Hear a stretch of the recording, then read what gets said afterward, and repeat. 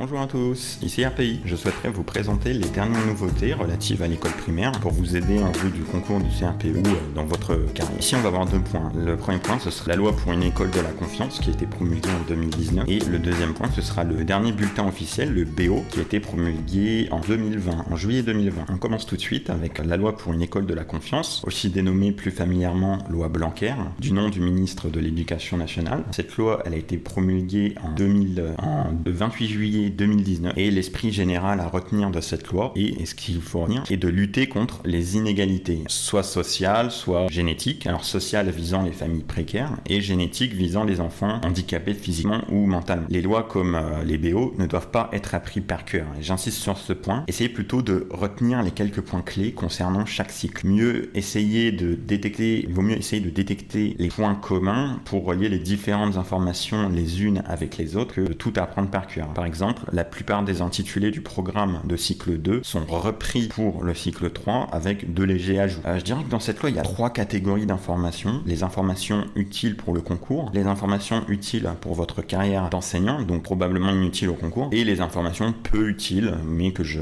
vais quand même citer pour être exhaustif. On va commencer tout de suite par les informations utiles au concours. Alors tout d'abord, on a un abaissement de l'instruction obligatoire à l'âge de 3 ans contre 6 ans auparavant. Ensuite, en complément de cette instruction obligatoire, on a un suivi médical qui est réalisé au même âge, à 3 ans, pour réduire les inégalités en termes de santé, ce qui peut induire de moins bonnes performances scolaires, bien évidemment. Par la suite, des visites sont régulièrement organisées à 4 puis 6 ans. Troisième point, c'est la création d'un service public de l'école inclusive. Alors, ce sont des termes un peu complexes qui ne vous parlent pas forcément. C'est tout simplement une meilleure prise en compte des enfants en situation de handicap. Ensuite, le quatrième point, un droit des élèves à suivre une scolarité sans harcèlement. Encore une fois, cela va dans le sens de l'égalité entre les élèves, car le harcèlement est une violence physique ou psychologique fondée sur le rejet de la différence et la stigmatisation de certaines caractéristiques. Et enfin, mais un point qui n'est non pas moins important, éduquer au développement durable. Et vous allez voir ensuite au BO à quel point c'est présent. Ensuite, on va passer aux informations utiles pour votre carrière. Alors tout d'abord, on a une meilleure formation des professeurs au sein des INSPE, dénommés ESPE auparavant. Les programmes seront désormais communs dans tous les établissements de France formant les professeurs. Ensuite, on va permettre une entrée, et ça c'est vraiment un point important, on va permettre une entrée progressive dans la carrière du professeur, c'est-à-dire que les étudiants de deuxième année en licence, ce qui marche pour toutes les licences, ce qui est vraiment nickel pour tester le métier et pour ceux en sciences de l'éducation,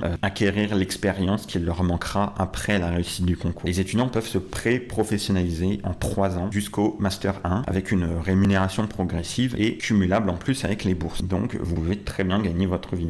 Et je dirais que cette entrée progressive, elle vient pallier un problème qu'on avait avant, c'est justement qu'on avait des professeurs qui étaient totalement inexpérimentés après le concours et se cassaient la figure. Donc, ça va vraiment éviter beaucoup d'ennuis. Et enfin, les informations peu utiles. On va avoir tout d'abord une amélioration du système scolaire français avec la création d'un conseil d'évaluation de l'école. Ce conseil, il a pour but d'évaluer l'efficacité de tel ou tel établissement. Ensuite, s'ouvrir sur le monde avec les établissements locaux d'enseignement international. Donc, il y a très peu de chances que votre école le fasse, c'est pour ça que je l'ai mis dans peu utile. Les collectivités volontaires pourront, avec l'appui des académies, développer des projets d'enseignement ouverts sur l'international en fonction des spécificités et des besoins de chaque territoire. Après, on va avoir renforcé le contrôle de l'instruction dispensée dans la famille. Encore une fois, il y a peu de chances que ça vous intéresse. On aura donc des contrôles réguliers à la maison pour les enfants de 3 à 5 ans par le maire ou par l'autorité éducative compétente. Un terme un peu flou qui peut renvoyer à plusieurs personnes. Et enfin, combattre le décrochage des jeunes les plus fragiles avec l'obligation de formation jusqu'à 18 ans. Or, vous êtes professeur des écoles, donc vous allez enseigner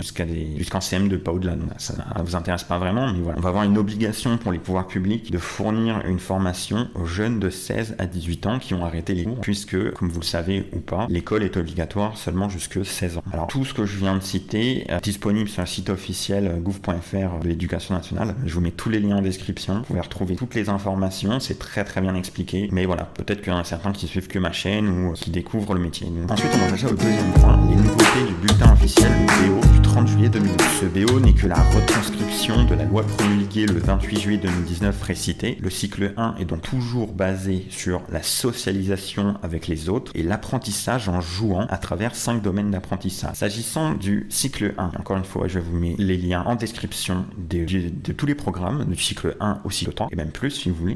Alors s'agissant du cycle 1, il n'y a pas beaucoup de changements. Alors comme vous le voyez à l'écran, page 3, bien que non obligatoire a été barré, puisque la scolarité devient obligatoire dès l'âge de 3 ans depuis la loi du 28 juillet 2010. Donc finalement, ce BO, c'est juste une prise en compte de cette loi, d'accord? Encore une fois, comme je vous l'ai dit, il faut comprendre l'esprit des choses. Il ne faut pas apprendre par cœur les choses. Ça ne sert à rien, parce que vous allez oublier et vous ne retiendrez même pas sur le long terme. Dans le domaine mobiliser le langage dans toutes ses dimensions, dans la compétence échanger et réfléchir avec les autres, il y a ici un passage un peu obscur, car on nous parle au départ de s'entraîner à décrire pour terminer par apprendre à respecter la nature. Je pense qu'il y a juste une volonté d'intégrer ici ce qu'il y avait dans la loi de 2019, éduquer au développement durable. Ensuite, à la fin, dans le domaine explorer le monde, la composante environnement a été intégrée, page 24-25, avec toujours pour finalité de responsabiliser les élèves sur l'impact de leurs gestes au quotidien sur la nature. Par exemple, jeter un détritus à la poubelle au lieu de le jeter comme font beaucoup d'adultes, ou bien encore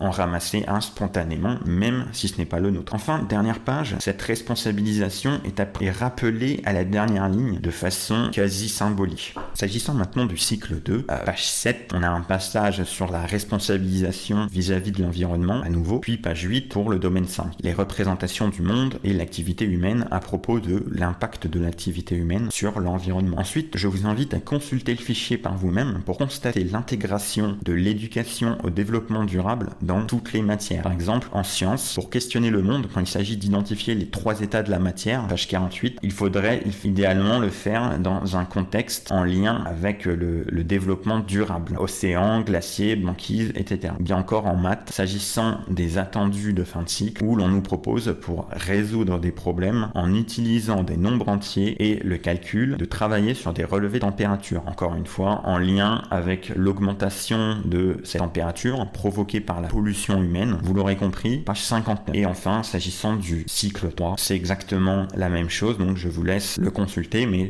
voilà, sur votre copie ou dans votre pratique de professeur, eh bien, il faut intégrer cette composante, montrer qu'on l'a compris. Juste une ligne, c'est suffisant, voilà. Comme le développement durable est une cause montante qui a d'ailleurs été intégrée dans la loi du 28 juillet 2019, puis retranscrite dans le dernier bulletin officiel de juillet 2020, eh bien, je recommande pour ma séance, ou j'ai prévu pour ma séance, ou dans ma séquence, de consacrer une séance au développement durable. Ça, c'est exactement ce qu'on veut vous entendre dire. Et après, vous pouvez faire preuve d'imagination, de créativité. Mais vraiment, ce qu'il faut retenir, c'est ce développement durable, qui, on peut le voir, est vraiment une cause montante partout, absolument partout. Moi, j'ai passé des concours encore récemment. Dans absolument 80% des sujets de concours, j'étais correcteur aussi. Dans 80% des sujets, eh bien, on avait développement durable. Voilà. Avec les énergies vertes, tout ça, que vous recommandez de prendre en compte, c'est vraiment important. J'espère que la vidéo vous a plu, qu'elle pourra vous aider. Et tous les liens sont en description. Et vous pouvez aussi retrouver, si ça vous intéresse, d'autres vidéos sur le CRPE, après le CRPE. Et vous pouvez vous abonner pour suivre les prochaines vidéos.